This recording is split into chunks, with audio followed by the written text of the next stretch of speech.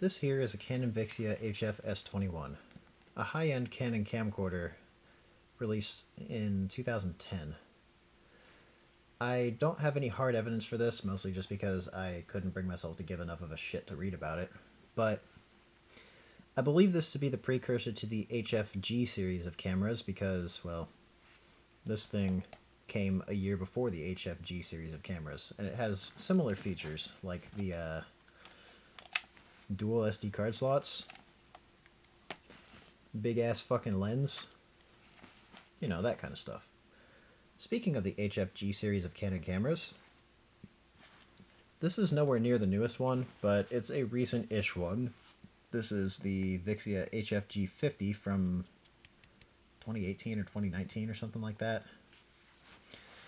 The 4K on this camera is kind of a token gesture. It's like the FDR AX33 from Sony, where it records usable 4K video. Like, you can clean it up in post-processing and, you know, you can use it.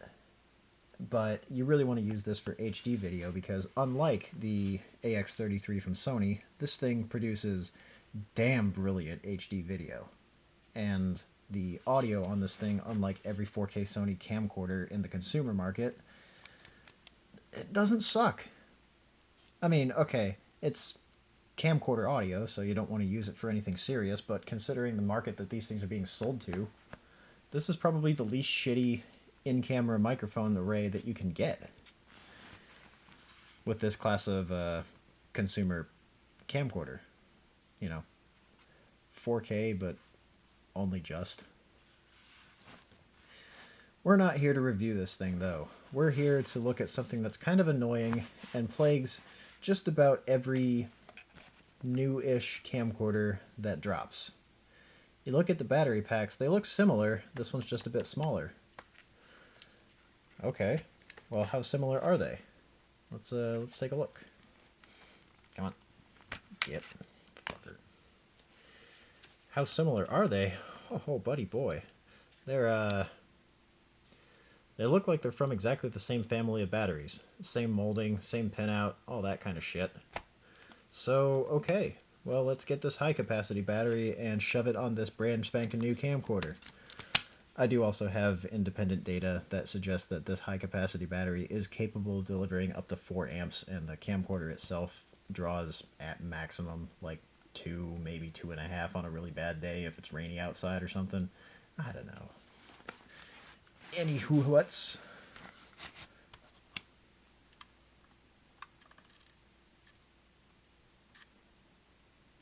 Yeah. Panasonic cameras do the same thing. They have batteries that are shaped exactly the same, but they have different chips on the inside.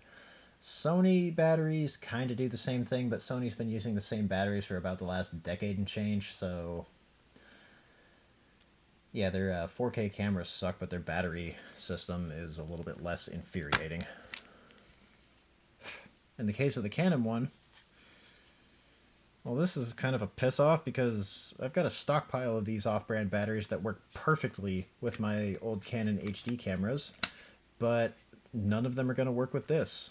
So I'm going to have to find rip-off batteries that are basically the same thing as the extended version of this. Now, the extended version of this one, as listed on Canon's website, is the BP828, not the BP827 like this. So I'm going to have to find a battery pack and confirm with other people who have purchased the batteries that they actually work before I drop money on it. That's kind of annoying. This battery DRM shit is just all sorts of kind of fucking annoying.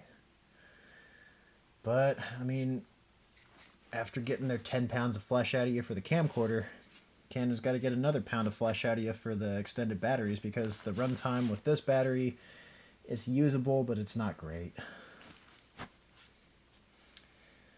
Now, I got this camera new, but open box, so I paid nowhere near full retail price for it, which kind of makes this a bit more of a piss-off because the BP828, brand new from Canon, costs about as much as I spent on this fucking thing. I'd like not to spend as much as I spent on the fucking camera just to get compatible extended batteries. I don't know. Maybe it's not as much of an issue as I'm making it out to be. Or maybe it is. I don't know. This battery DRM shit's just kind of annoying. I'd like to be able to use the things that I already have.